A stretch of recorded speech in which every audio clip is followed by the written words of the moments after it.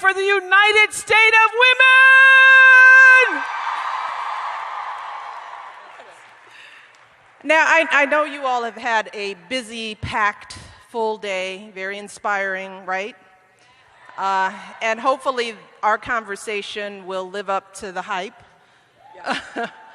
But before we begin, of course, I want to take a moment to just acknowledge what has happened in Orlando.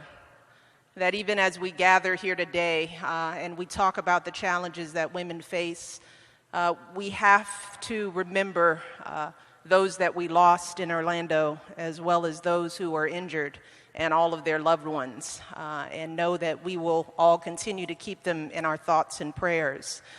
But the one thing I just want us all to know, that in tragic times like these in this country, it's time for us to come together, to love each other, to support each other, and not tear each other down. So I hope that that is one of the many takeaways that we move forward with. And I just love you all for the work, the amazing work you all have done today and that you do every single day. So I'm going to turn it over to Oprah. Hello. We have Oprah Winfrey here. And our First Lady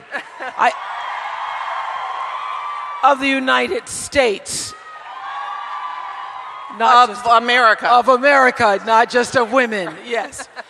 So I think that the fact that I've been watching this being streamed all day, and the fact that there are men here, women here of all ages, young women, maturing women, and all walks of life is a move in the right direction. Would you not say? Absolutely. I'm just proud of all the work that's been done here. So I agree. Well, I wanted to start with the issue of self-value and self-worth, because over the years I've interviewed thousands of people, most of them women, and I would say that the root of every dysfunction I've ever encountered, every problem, has been some sense of a lacking of self-value or of self-worth.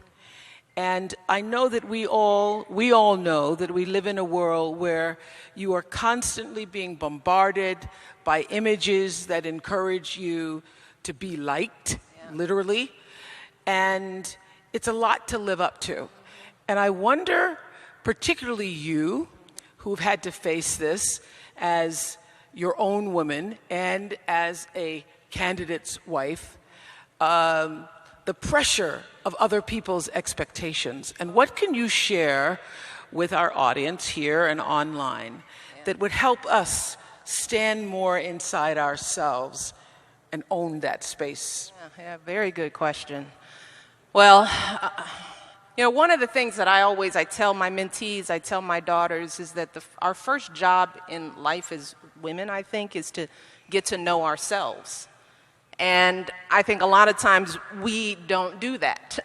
We spend our time pleasing, satisfying, looking out into the world to define who we are, listening to the messages, the images, the limited definitions that people have of who we are. Mm-hmm. And that's true for women of color. For sure, there is a limited box that we are put in. Yeah. And if we live by that limited definition, we miss out on a lot of who we are. But it takes taking the time to know who you are to be able to deal with the onslaught of negative messages that you're bound to get. So for me, I came into this with a pretty clear sense of myself. And some of that comes with age, some of that comes with experience, some of that comes from being fortunate enough to have been raised by a loving mother, strong, focused, and a father who loved me dearly. So I fortunately came into this situation with a really clear sense of who I was. So when you hear the smack talking from outside the world, it's easy to sort of brush that off because I know who I am. But when you came in, there were the world's expectations. There were other expectations. What did you really expect? You know, it's interesting. I really tried not to limit myself by expectations. Right, because nobody grows up thinking I'm going to be a first lady. Absolutely not. Yeah. You know, and as you all know, when Barack was talking about running, I was like, are you crazy? I mean, would you just like chill out and do something else with your life? So I was working hard to try to get him to do the other thing. So whatever that was. So yeah, absolutely. It wasn't something that I could have planned for, could have expected from myself. But one of the things I knew, because people asked all throughout the campaign, what are your issues going to be? What are you going to be like as First Lady? And I said, I have to wait until I get there to figure out what that's going to feel like for me. Right? I specifically did not read other First Ladies' books because I didn't want to be influenced by how they define the role. I knew that I would have to define this role very uniquely and specifically to me and who I was. So I came in thinking about who I wanted to be in this position and who I needed to be for my girls, first of all. So you remember, you know, Malia and Sasha were little itty bitties when we came into office. I mean, it still moves me to tears to think about the first day I put them in the car with their Secret Service agents to go to their first day of school. And I saw them leaving, and I thought, what on earth am I doing to these babies? So I knew right then and there my first job was to make sure they were going to be whole and normal and cared for in the midst of all this craziness. And then I started to understand that if I was going to protect them, I had to, number one, protect myself and protect my time. So I knew going into this role that I didn't want to waste any time, that any time I spent away from my kids, and I actually took this on even before I became First Lady. Even as a lawyer, as a vice president at a hospital, one of the things I realized is that if you do not take control over your time and your life, other people will gobble it up. If you don't prioritize yourself, you constantly start falling lower and lower on your list. Your kids fall lower and lower on your list. So by the time you got here, you knew how to do that. I knew how to do that. I think that's one of the number one issues with women. You know, I never, in all my years of interviewing, have ever heard a man say, you know, I just don't have the time. I just don't. I don't find a way to balance. You know why? Because they don't have to balance anything. Yes. Sorry. You know, and I hope that that is changing. But so many men don't have to do it all. So how did you figure it out? You know, I've read the story. I'm sure many of you have heard the story of early on, you were going to a job interview and you took Sasha with you to interview. Oh, yeah. We never heard, did you get that job? I did. Well, okay. I did. I was the vice president of community outreach for the University of Chicago Hospital. And I got that job because I didn't compromise. Because before working at that job, I was working as an associate dean. I had Malia. Barack was in the U.S. Senate. So I was basically, you know, mothering part-time on my own. I had a full-time job. So I tried part-time. I've talked about this before. I tried part-time because I thought I have to figure this out. I have to be able to pick the kids up. I've got to be able to do all this. So tried part-time. So only thing I found out from part-time was that you just get paid part-time. Because I was still doing a full-time job. I was just cramming it all into the few hours that I was there and driving myself crazy. So I had vowed that if I continued to work, that I would never settle for part-time. I knew what my time and energy was worth. So when I went into the president's office to interview for that job, I thought, I have a little baby. I don't have babysitting. So here we go. We're all going to go in to see the president because this is who I am. Yeah. And I said, and if I take this job, I need flexibility and I need full pay.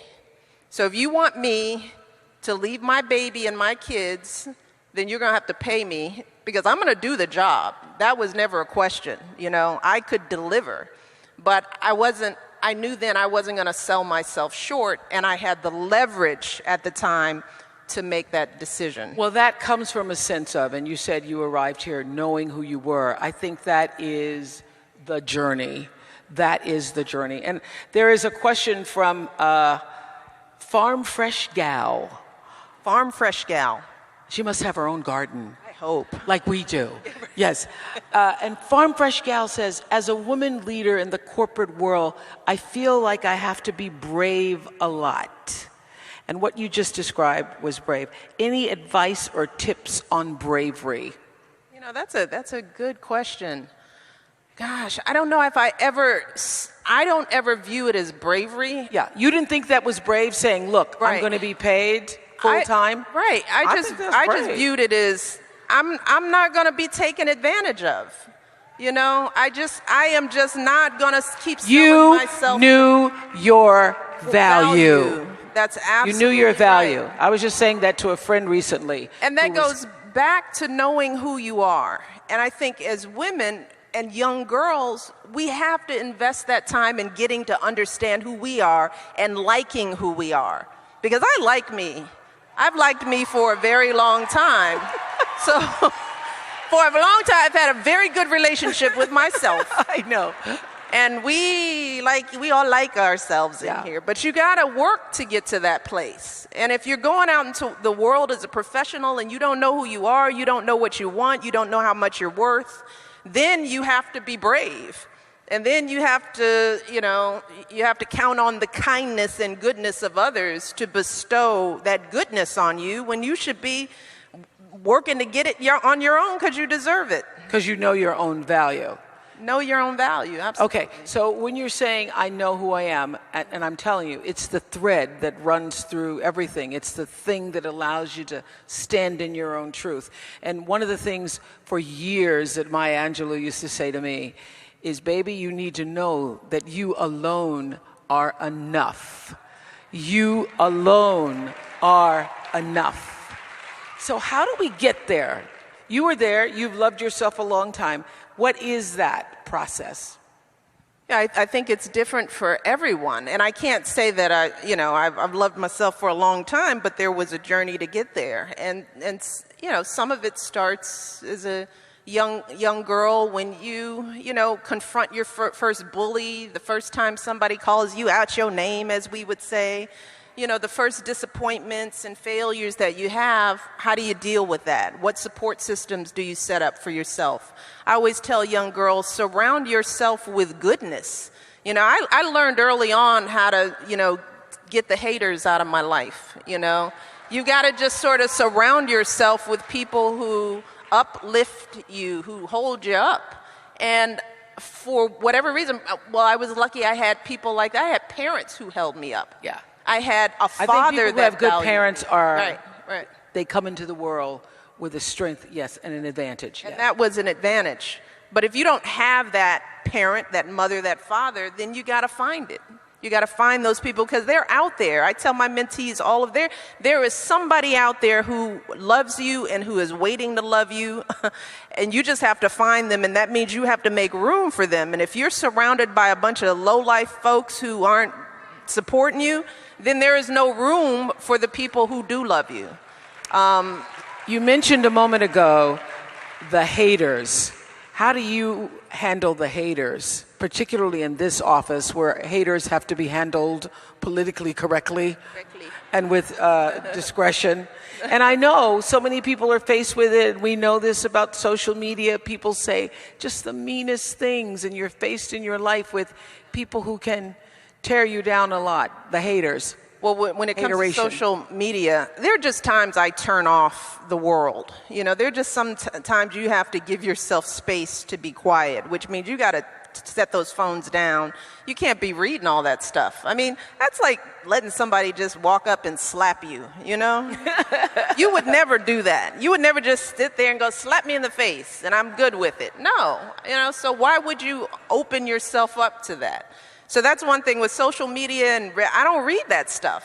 I learned that early in the campaign. I couldn't keep reading stuff about my husband and what people thought, because I knew who he was, I knew what was going on in our home, in our lives, so I didn't need to read about it from somebody else. But the other thing that I have found, particularly in this job, that people won't remember what other people say about you, but they will remember what you do. So my strategy, and I've always been like this, when a teacher would come and tell me that I couldn't do something, I would get so much satisfaction proving them wrong. I'd be like, okay, all right. Oh, you don't think I'm going to do X, Y, and Z? Well, I'm going to be the best X, Y, Z you can imagine. So when it came to this role, I just said, let me just be First Lady. Let me wake up every day and work hard to do something of value and to do it well and to do something consequential and to do something that I care about, and then let that speak for itself. And that would shut up the haters, because I would have a whole portfolio of stuff that defined me because it's what I did, not what you called me. So the best revenge is success. Yeah. And good work. Yeah. You don't have to say anything to the haters. Yeah. You don't have to acknowledge them at all. You just wake up every morning and be the best you can be. And that tends to shut them up. I've always thought, too, that the best success comes when you can actually shift your paradigm to service. And obviously, you are in a position of public service. Was it a conscious, intentional decision to sort of sit still, be with this place, and then allow your passion to fuel your interest, allow your passion to lead you to all the things you've been able to do with international girls' education, with health and wellness? Was that's a conscious, intentional decision? Absolutely. Yeah. Because in this world, particularly when you're in public service, you're First Lady, the President, and you're interacting with the world, people can smell inauthenticity, They know when you are not what you appear to be. And that was always something that I said in this role, that I want people to know me, know Michelle Robinson Obama, not the First Lady, but in every interaction I have had with anybody who's had some connection with me, I have tried to be authentically myself. And in order to do that, I learned that I have to do things that I authentically care about. Because if I fundamentally deep down have a belief in the cause and it moves me, then I'm going to be excited about it. That excitement is going to be conveyed to the Right. people that I'm trying to reach. It's not going to be a heavy lift. That's why people say, how can you speak in front of all these people and do this every day? Look, I get energy from people, and not everybody in politics, in public service, are people. Barack and I really do. We are energized by the people we meet, by the military spouses that I meet out there. I picked working with military families because they moved me. I met them out on the campaign trail, and I didn't know that there were millions of military families out there serving and sacrificing in ways that we take for granted in this country. And I vowed then and there, just from meeting them, that if I got to be First Lady, I would try to be that voice for them. I would try to shine that light on them. So that came out of a direct passion for who those people were and what I learned about them. And I remember when you all first arrived at the White House, you said to the country that this is your house, and we're going to open this up as your house. And so when I saw all those Girl Scouts out on the lawn, I went, y'all really did open up the house. Yes. That's been some of the most fulfilling things we've been able to do in the White House. It's really bringing people here who would never, ever get to set foot on that lawn and walk into those doors. I tell my mentees all the time, one of the things I want them to take away when they come, because they come regularly, they come at least once a month, and we sit down and we talk, and they have seminars, and I want them all to know, you walk into the White House every day, and you walk up to the First Lady of the United States and say, hey, Michelle, what's going on? And if you can do that, you can do anything. If you can exist in this space, in this time, in this moment, Yes. And there is no class that you can't handle. There's no school whose rejection will make you fold or make you crumble. You've been here, and I've watched so many kids come through those gates and really be in that space, picking, tomatoes with me in the garden, getting to sit in and have tastings at the state dinner, being invited to watch Hamilton. I mean, just watching their eyes, just experiencing things that really only the privileged get to experience, but having it be kids and people who would never believe they would set foot in that house. You see them get empowered and transformed in the process. So many kids, you think their worldview will never be the same. And that's the least we can do as president and first lady. I think that's the obligation of anyone who lives in that house. How do you feel, I always feel that until you take your last breath, you're always growing. And that every experience that you encounter in your life, just all of you being together here today, and being in a room with people who are like-minded, who share the same vision, all of that is so stimulating. You leave here and you feel like you can be better and do better. What has the experience, or how has the experience of being first lady, actually grown you?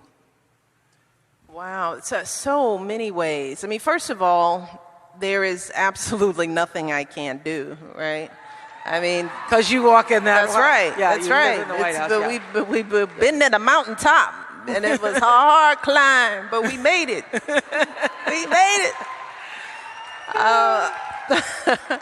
So you just, again, you begin to understand how much you can, how much you can tolerate, how much growth you can have, how much potential there is, how much opportunity there is to help people, how fulfilling it is. I mean, that's been the thing that I've learned, that fulfilling it is. It feels public service. I left the practice of law to go into public service for selfish reasons.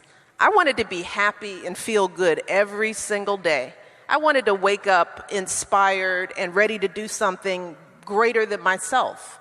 And that's what service and giving and that's what this room means to so many. Yes. And I just want to make sure that when people leave here, they don't go back into their isolation, that they don't go back to their phones looking down, because this relationship isn't enough. You need to have people in your lives that you're connecting with, that you're helping. I mean, there's nothing that makes me feel better than knowing that I helped to change somebody's life. Oprah, you know this more than anyone else. And if you're doing that every single day, the haters, the doubters, none of that matters. Yeah. Because you are getting so much from the work that you're doing. Well, I figured this out early on in the show. I had read this quote from Dr. King, one of my favorite quotes from him, that says, "Not everybody can be famous, but everybody can be great, because greatness is determined by service." And I literally I used that quote to help me shift the way I saw the platform of television. Instead of like, I'm on TV, how do I use that platform as a platform of service Amen. Is what I did. Yeah. Yeah, we know, and you did that pretty well too.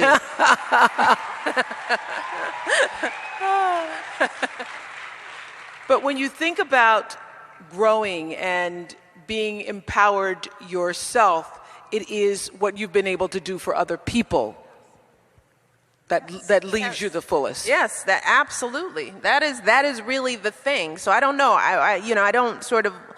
My growth is incidental. It's the lucky gift I get for giving. Mm-hmm. And like you said, I'm still growing. We are all still growing. I used to tell some of the young people I worked with way back in Chicago days that I used to hate the question, what do you want to be when you grow up? Because it assumes that at some point you stop becoming and you just are something. And that would be a sad thing, to think that this is it. And that's one of the things I've learned, that there's so many phases to life.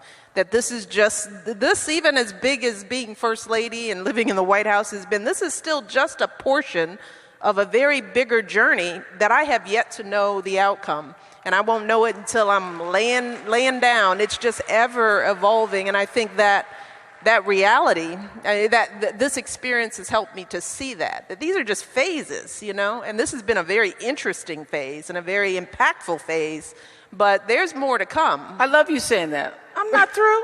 We ain't through. We're not through. Okay. So, yes, I believe in service. I believe in helping people. I want people to feel fulfilled and empowered in their life. But still, some days I think it's just cool to be me. And I think that too. Some days it's just cool to be Oprah. Yeah, no, I want to say.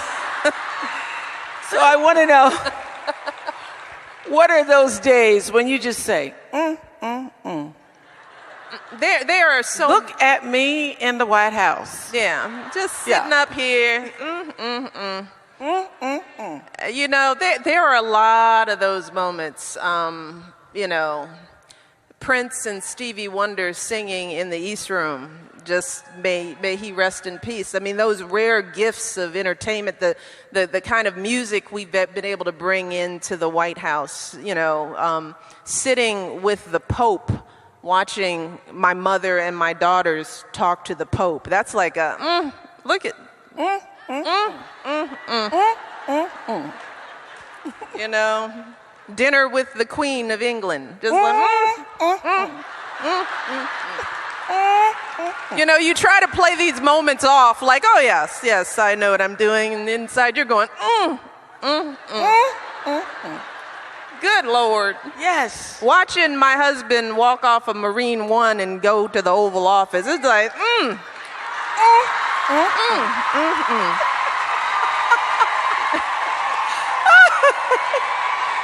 and you know he's got that walk, right? I know.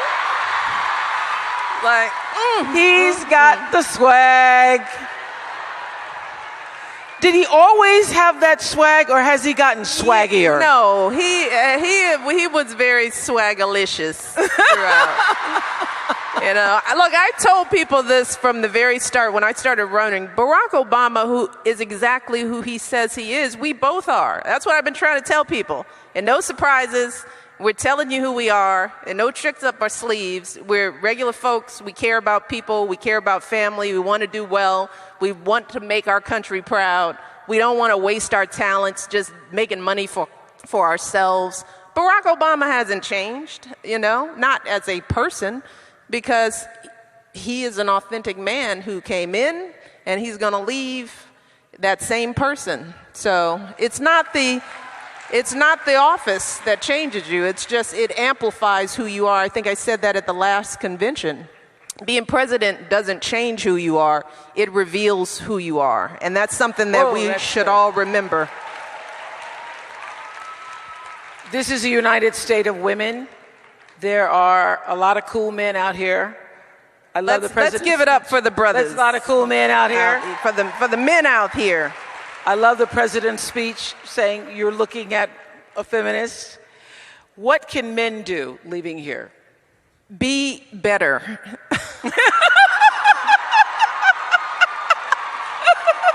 Be better at everything.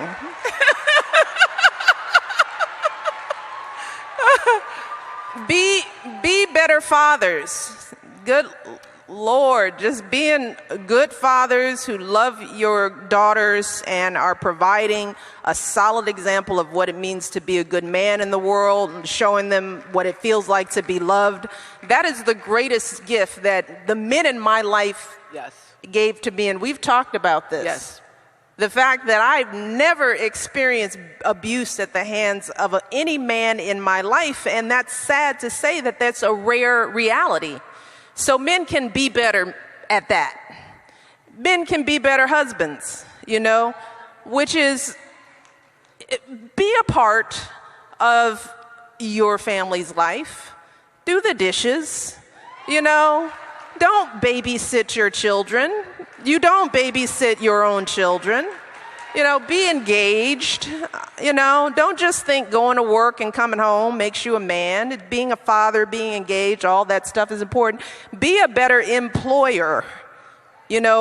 When you are sitting at a seat of power at a table of any kind, and you look around and you just see it's just you and a bunch of men around a table on a golf course making deals, and you allow that to happen, and you're okay with that, be better. Be better. Be better. Be better. I love that. Just be better. I could go on, but I'm not. You get the point, fellas, right? Fellas?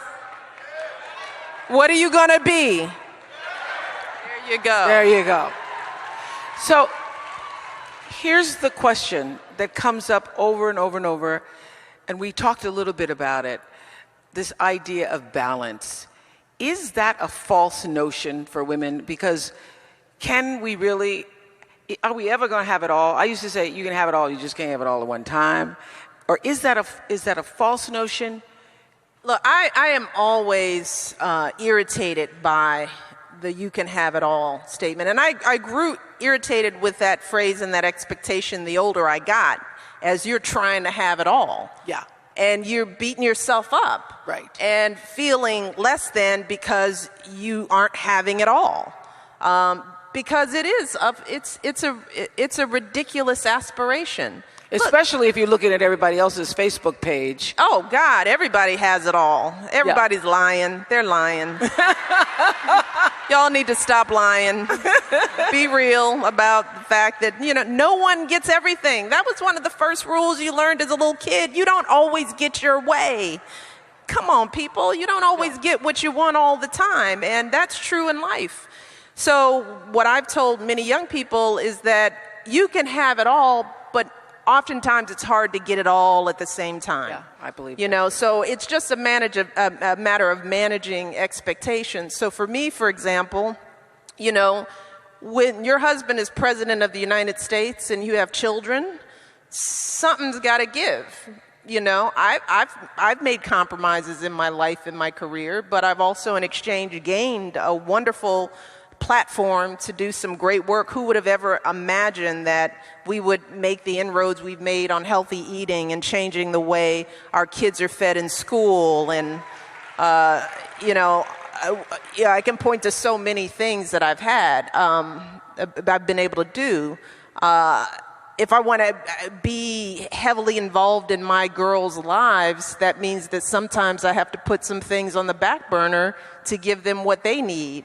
So it's hard to have it all. But that's where you go back to knowing who you are and knowing that, you're really living through phases. And if you're compromising through one phase of your journey, you're not giving it all up. You're compromising for that phase. There's another phase that's coming up where you might be able to have more of what you thought you wanted. You get to know yourself a little bit more. So no, I don't want young women out there to have the expectation that if they're not having it all, that somehow they're failing. Life is hard, but life is long. If you maintain your health, which is one of the reasons why we talk about health, talk about taking care of yourself, because you want to get to the next phases in life where you can do more of what you want to do at any given time. You want to be wherever you are right now, and just like you say, I'm not through. Mm-hmm. No. You're not through. Not through. So 5,000 women and men in this room,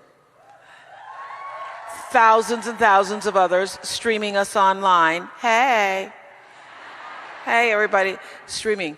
What is the one thing? Because I think it's really easy when you come to a conference like this and you get so inspired and you see Marley and Michaela, those young women, and you see Billie Jean King and Gloria Steinem and Sandra Rhimes and it's amazing, Harry Washington. You see all these women and you're just like, I just want to be more of a woman. And you're going to be overstimulated. What is the one thing you want us to leave here with? What is the one charge or one offering What do you want to say? It's hard to think of one thing. Okay, a couple. But the work always continues. I mean, and by that I just mean we're never done. We can never be complacent and think that we've arrived now as women. And because I hear this from young women, some of you young women who aren't feeling the pains that many of our predecessors have felt, you think, well, there aren't any problems. Women's rights, we got this all figured out. I'm already equal. I'm good. I'm just like, oh, just you wait. You'll feel it. So the work continues. And for all the young women in this room, all the young men, we can never be complacent, because we have seen in recent times how quickly things can be taken away if we aren't vigilant, if we don't know our history, if we don't continue the work. So my hope is that people leave here inspired and ready to do something. Again, remember, it's not what people say about you, it's what you do. So the question is, what are you going to do? How are you going to be better? What are you going to change in your office, in your life, in your relationships? What are you going to change in your family dynamic? And how are you going to empower yourself with the knowledge that you need to know what work needs to be done? We can't afford to be ignorant. We can't afford to be complacent. So we have to continue the work. Yeah, I think that's powerful, because the question that you just offered to us is, what did this mean, and what can I do with what I have received from all of the stimulation, all of this energy? What can I do? That's the question. You were talking about the next phase. I heard you say that when you all are done, we saw your new house. We're neither confirming or denying. Okay. Okay. When you all are done, when you're done and you move out of the White House, I've heard you say that you look forward to riding around with the windows down. Well, you're still going to be Michelle Obama. Yeah. I know. And we're going to know who you are. And it won't matter how many baseball caps you put on. We're going to say, hey, Michelle. Hey, Michelle. I get that. See, yeah. So what is the one thing that you think you really want to do? And can we go shopping? Yeah, girl, let's go shopping. Let's go shopping. You and me, that will be a scene. It's what you want to go shopping with us? Want to go shopping with us? It's really the little things. I mean, and you feel this. Fame can be confining, and then you start missing the little things. What do I want to do? I want to walk out. I want to open my front door without discussing it with anyone. And I want to walk out that door and just walk. Just want to walk by myself, or with a semblance of feeling like I'm by myself, because that's what you learn how to do. It's like, I'm alone with 800 people walking behind me. But I've learned how to, I'm by myself. But I want to walk down a street. I want to sit in a yard that is not a national park. I do want to, drop into Target. I want to, I want to go to Target again. I've heard so many things have changed in Target. I tell my friends they're going to have to give me a re-entry training. Yes. To like, okay, what do you do at CVS now? How do you check out?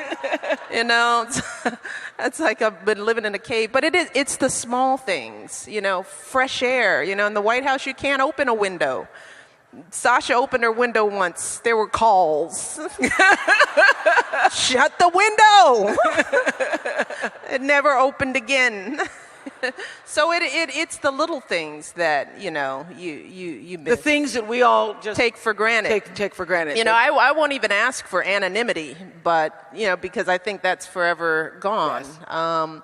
But one of the things that I've learned is that if you just flow into a pattern of life with people, they give you space to come in. That's happened at my kids' school and the places where I go and work out. Once people get used to the fact that you're going to be there, It's the first lady. then it's sort of like it's over. It's like you do it a few times, it's like it's the first lady, So I hope to find a way to seamlessly work my way into a normal life. And it's going to take time, but I'm going to slowly. It's going to happen. And we're going to go shopping. We're going to shop. We're going to go shopping. And you will leave here most proud of. You know what? Truly, I am most proud of my daughters.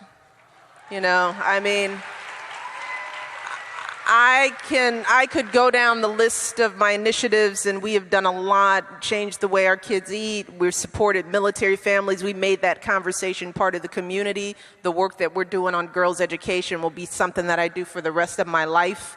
This is all work that will continue. It is there. Those problems won't be solved in my lifetime. But raising two girls, like I said at the beginning, when I sent them off in the car that first day, and they were so little, and the bulletproof glass was so thick, I thought, oh my God, I just want them to grow up feeling a sense, knowing that they're loved by us, feeling confident, feeling a sense of normalcy, feeling a sense of obligation to do something outside of themselves, just being good people. And we just, went to Malia's high school graduation, and we're watching Sasha move her way through high school, and I am very proud of those two and how they've managed this situation and how they have continued to be themselves, regular little girls just trying to figure it out. And I'm as all mothers do, you breathe that sigh of relief that you didn't mess up your kids. And every day I cross my fingers and hope that I'm doing right by them, and I'm providing them with a good foundation so that they can be great people. So, Thank you. And I just want to say, the way you've handled this office, the way you carry yourself, have presented yourself to the United States of America and the women of the United States of America and men of the United States of America, reminds me of a line that Maya used to say. It's actually in the beginning of one of her books. She says, "You make me proud to spell my name, W-O-M-A-N, Michelle Obama." And I would like to add to that,